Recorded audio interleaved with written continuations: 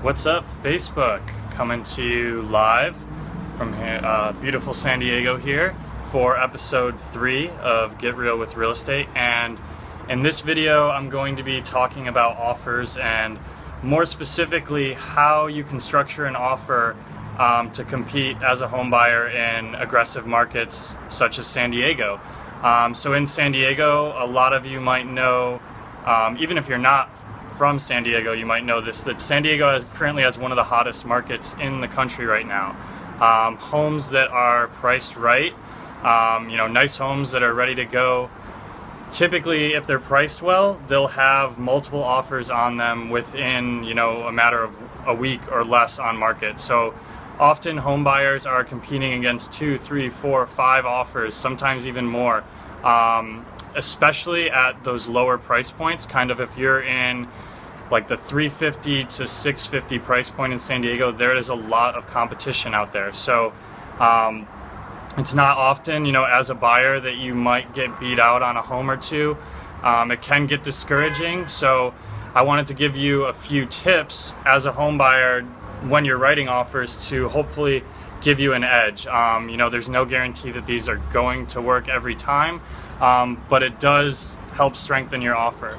So the first tip is, obviously it's not really a tip, but the first and most important thing is price point. So obviously a lot of sellers are going to be hung up on price point. Money talks. A lot of times people just think the highest offer gets the home. It's not always the case though. There are a few things that we can do aside from just increasing the price that will help to strengthen an offer and maybe give us an advantage. One of the things that we always do as agents is try and see if the other side's willing to share any nuggets with us that in regards to the seller's needs. So every seller's different. So there's certain things that you can do that maybe will cater specifically to that seller's needs. For instance, maybe a seller needs to sell like as soon as possible. They just need to be done with this thing like tomorrow.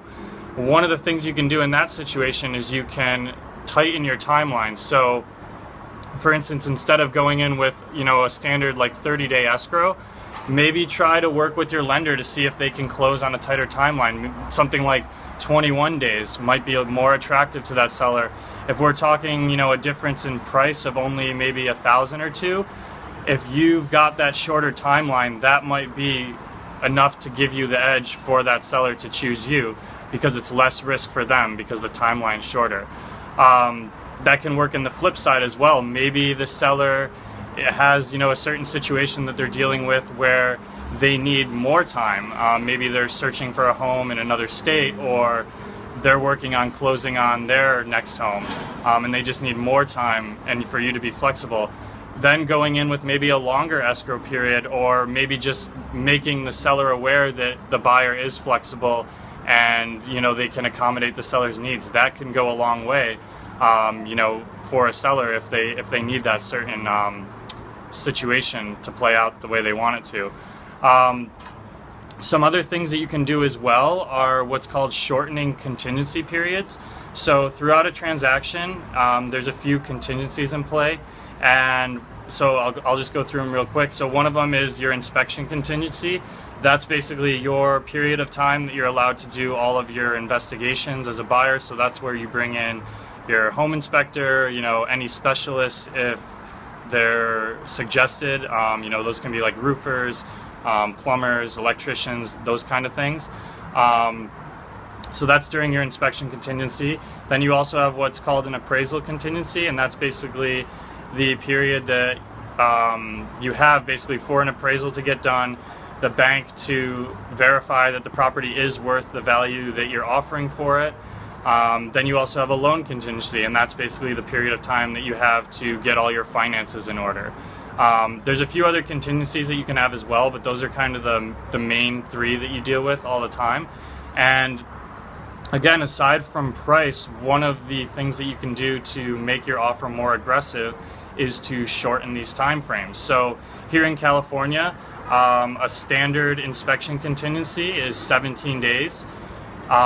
One of the things that we've done in the past for buyers that are dealing on on dealing with properties that have multiple offers on them is we'll try to reduce that contingency period down to like 7 to 10 days. So almost like cutting it in half. And the reason that's attractive to a seller is because your contingency period, basically if you find anything during that period, or if something doesn't work out, you know, maybe in regards to the appraisal or financing, then the buyer can back out basically with no penalty. They can get their deposit back. So by reducing these contingencies, you're basically telling the seller that you're serious about the property and that you're going to basically come to a decision quickly on whether or not you're going to move forward. With something like a 7-day contingency for inspections, you basically have to get all your inspections done right away and get a response to the seller within a week on whether or not you want to move forward. If you compare that to a 17-day inspection, again, that's just more risk and more time for the seller to basically miss out if that buyer decides to walk on day 17 or whatever. So aside from those things, some other things that you can consider when making an offer is what you're going to be asking the seller for. Here in San Diego, it's pretty typical for the buyer and the seller to split things like escrow costs. But you know, if you're in an aggressive market and you really want that home, another thing you can do is offer to pay for things like escrow fees and closing costs for the seller. It's just another thing, you know, aside from just bumping the price up, it's another way for the seller to net more money in their pocket. So it might just be attractive to a seller. You can also do things like not requesting a home warranty, or maybe not requesting appliances if the seller wants to keep those appliances. So a lot of people, you know, they get stuck on the price point and think that that's kind of the end-all be-all when it comes to making an offer. But there's really a lot of different factors in play in regards to an offer. So if you're dealing with a multiple offer situation and maybe you're maxed out with what you're comfortable with as far as offer price, I would definitely encourage you to talk with a real estate agent, you know, whatever agent you're working with, about these other kind of strategies that you can use to strengthen your offer and hopefully give you that edge to make your offer a little bit more competitive. Like I said, I mean, there's no guarantee that these are going to work. You know, a lot of sellers, money does talk, and it's hard to overcome that. But if you're getting down to, if you're only talking, you know, a small amount of money or just a few simple terms, doing things like I suggested can definitely give you an edge in the offer process. So hopefully you found these tips helpful. If you have any questions, feel free to leave them in the comments. I'll definitely respond to them. And yeah, stay tuned for the next episode that'll be coming to you sometime this next week. Have a good one, guys. Bye.